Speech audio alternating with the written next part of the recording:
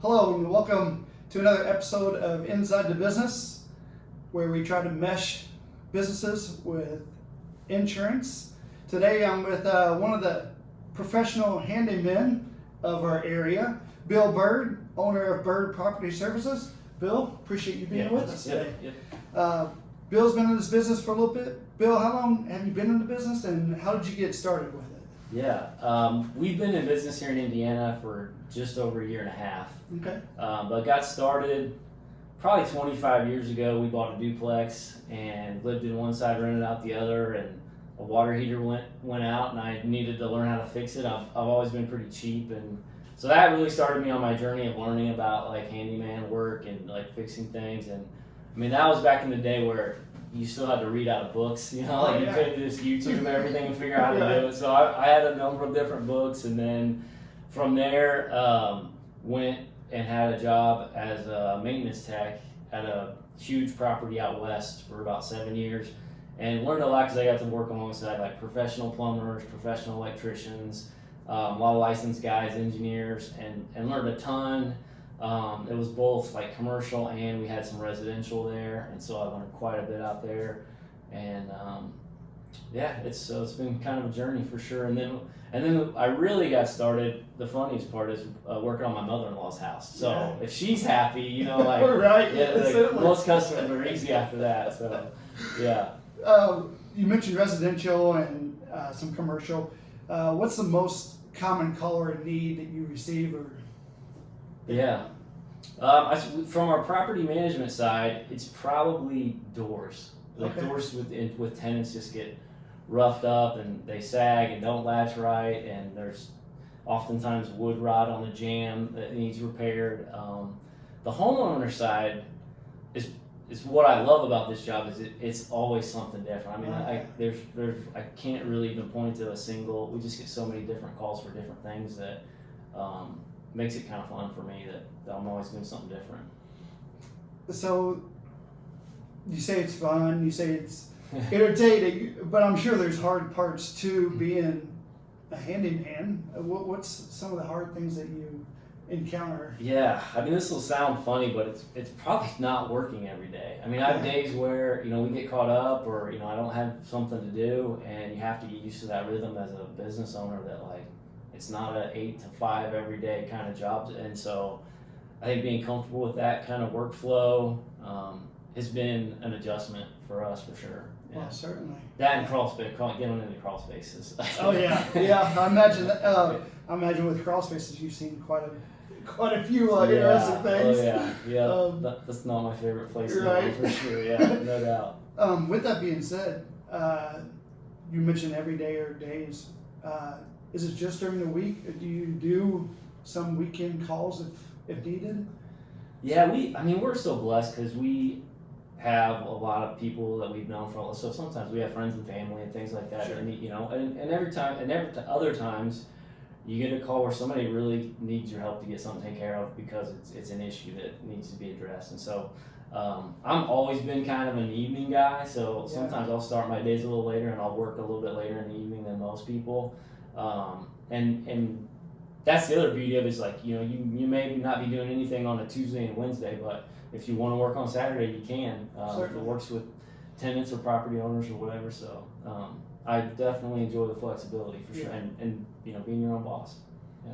And I know with most jobs you like to stay during the day because evenings are kind of family time, and we may get to this here in a little bit about what the times of days and stuff, but you mentioned a little bit just a second ago, if someone has a need, something arises, something happens in the home, because that can happen anytime. Mm-hmm. If they give you a call in the evening, is that all right? Yeah, I mean, we try to answer the phone when it rings, especially during business hours. I also try and keep a good work-life balance, and so especially we try to build relationships with our clients, and so if someone texts me and says, "Hey, this is going on, can you help me?" And that's what we like to do is just help people with stuff like that. So certainly. And there are things that I, as a homeowner, think I could do that. It's going to be easy fix. is not so easy. Yeah. So, I'm sure you've ran into some of those that people think, oh, that's an easy fix, but Sure. nah. Yeah. I'd say the first one is probably drywall. Oh yeah, certainly. Boy, I've seen some interesting drywall repair. Let's put it that way. That one's tough. I mean, it's an art. I feel like I can handle some drywall repair, but others it's such a tricky, tough thing. And the other one I think that I always try to set expectation with people is the unknown. Yeah. Like you can think like, oh, this is going to be an easy job. I'm just going to take this faucet out, replace it with a new one, and then you go to take the faucet off, and the nuts are seized on there, and you can't get the old one off without cutting it with some kind of tool. Oh, yeah. And there are a lot of jobs where it's like that, where there's an unknown of like, once I dig into this, like what am I going to find? And so yeah, that's definitely the other one I'd say.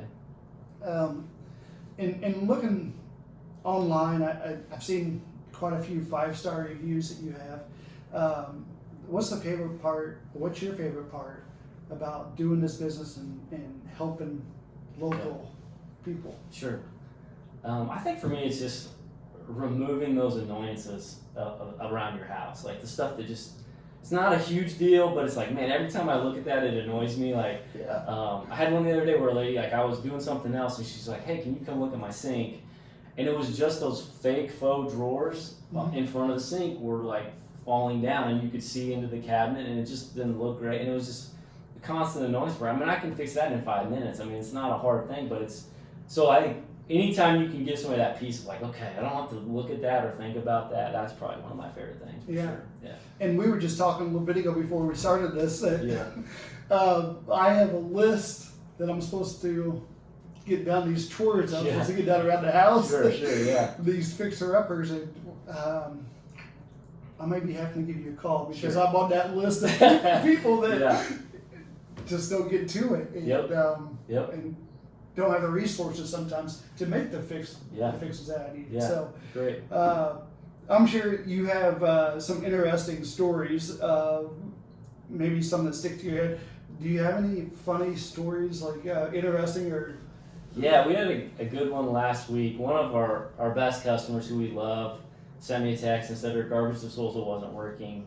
And she was good. A lot of people don't know that those have an overload reset like button underneath them. And she had already tried that and it didn't work. And so I said, all right, yeah, we'll come out. And so got to her house and talked with her for a minute. And then, first thing I always do is turn on the switch. Let's see what's going on. Usually, sometimes you can hear the motor. When I turn on the switch, and it just roared to life and worked like perfectly. And she just shook her head. And what we found out was she had been throwing some frozen peas away and put them through. And I think the frozen peas just like got so bound up in there it stopped it. And so once they thawed out, it worked great. But we had a good laugh about that. Yeah. It sort of reminds me like when you take an auto into a repair shop and get fixed, and you take it in there. And sure enough, it works. It'll never make the noise. Yeah, exactly. Yep, no doubt. Oh, that's funny. And it sort of reminds me of, this is off subject, but Bob and Tom of the garbage disposal. Mr. Office. So I know you're here local in Hendricks County. Uh-huh.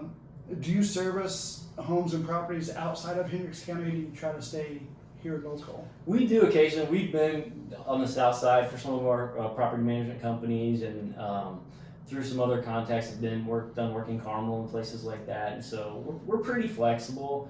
But most of our business, I'll say, is pretty central to the Brownsburg, Hendricks County area for sure. So, So don't stretch it out too far, but stay somewhat local here. Yeah. Okay. Is there anything that you would recommend homeowners in getting help in doing? Do you see anything that, man, if a homeowner did this, it would really help things out? Yeah, I mean, I think one of the big ones is just those things that are annoying you. Like get them taken care of, get them out of your life. One of the ones I see that can be a nice help is doors. Like the door stuff, they sag, they don't latch right. To replace the weather stripping on like your entry door is super simple. Most of those, there's a groove, it pulls right out. You can go buy like $7 it's for one. You need like 3 of them and pop those in there, and your door's going to seal a little bit better. And so that's probably the one that we see quite a bit. That's like, and the other one, it's a little bit tougher, but the bottom of the door has a weather strip on there that wears out over time, and so you can get air and bugs and things in there. And so those are a little bit tougher because you have to take the door off, but that's probably the one that comes to mind. Yeah. Well, sitting here, that reminds me of another thing to put on my list. So for myself, this is an example maybe. The door that goes to the garage, you know where it latches, it has cracked. I have screwed it a couple times. That'd be something. Absolutely. Probably easy fix for you, but I'm just like. No, it's like it depends a little bit. One of the tricks, if it's not real bad, you can actually take like some toothpicks and wood glue, and then your screws will bite again. Or you sometimes can go longer screws. If it's cracked, and that's what we get with a lot of the rental properties. Sometimes I have to cut out sections of wood and put a whole new piece in. There's also some pretty good, like Bondo makes a multi-purpose putty that you can fill in that stuff with and then paint it over, and it's a pretty good product. So yeah, it's it's. I have one of those right now. Yeah, I've learned a lot about doors and all the steps to try and get them right for sure. Right. Yeah. That's kind of all the questions I have right now. Besides, I always end the segment with some final questions. All right. But contact-wise, we do have it up here on the board. This is your work business phone number. QR code does take you to the website. Yeah. And then just has just general information on there. So and you can set up an appointment and whatnot on there. We just tell people call us or text us. Yeah. Okay. Yeah. Perfect. Well, rapid fire questions here. All right. Okay. Coffee, soda, or energy drink? Which one do you go to? What's your go-to? So I spent like 7 years in the Pacific Northwest, like coffee country, and they sucked me in. So I do coffee every morning, and then I am a recovering soda drinker. I feel like I go in cycles of quitting Mountain Dew and not quitting Mountain Dew. Man, So it is. So I'm currently in that. Like I'm gonna stop right now and just drink tea and stuff like that. So yeah. That's probably a little bit healthier, they say. Yeah, maybe. So when you're on the job site, do you have a go-to snack or drink besides? I mean, right now it's the Y'all Sweet Tea. I don't know if you heard of that. The Y'all Sweet Tea. That's a peach. Uncle Si from Duck Dynasty. Man, guy knows his tea. It's pretty good. Yeah. So that's probably my go-to. A big glass of that, and then snack-wise, I just kind of whatever I can grab. Oh, yeah. We do a lot of Chick-fil-A. Oh, that's a good choice right there. Yes. Yeah. I guess finish your sentence or finish the line. A good handyman always ... Yeah, I think is always honest about what they can do and also what you're facing. And I feel like a lot of what I do is try and manage expectations with people and let them know, this is the fix, but this is what we could find when we open things up and dig into it. And then I think the other thing we do well that I think is important is just communication. Like people really appreciate good communication, getting back to them. Sometimes I do a little research before I give them an answer because I've got one right now. It's really interesting. They've got a master bathroom that backs up to a bedroom, and they're just getting too much noise into their guest bedroom. And so we've it's been fun talking to like an acoustic engineer about like what's the best way to try and like resolve this, right? And then sending that communication to them. And so I think those are the two things that I would say. That's two great points right there. Paintbrush, or you're a roller type guy? Man, I try to stay away from painting as much as I can because the problem is you need them both probably. My wife does a lot of paint. She's good. She can do the trim like freehand with no taping or anything like that. So if I can, I let her paint and I stay away from it. But yeah, I can understand that. You'd have to paint the ceiling and everything. Yeah, I'll spill the paint all over the floor and everything. It's bad. What's one tool that you never leave home without? I mean, that's tough for a guy like me to say one tool. If I had to just pick one, it'd probably be like my Milwaukee impact gun.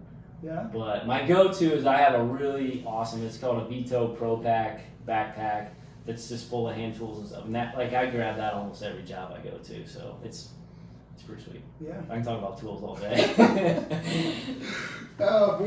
When you're not working, Mhm. what do you enjoy? What do you like to do outside of work? Yeah, we've got 3 kids. Our youngest is about to turn 21. The Oh, other 2 are gosh. 23 and 25, and so we take whatever time with them we can get these days. We love to travel.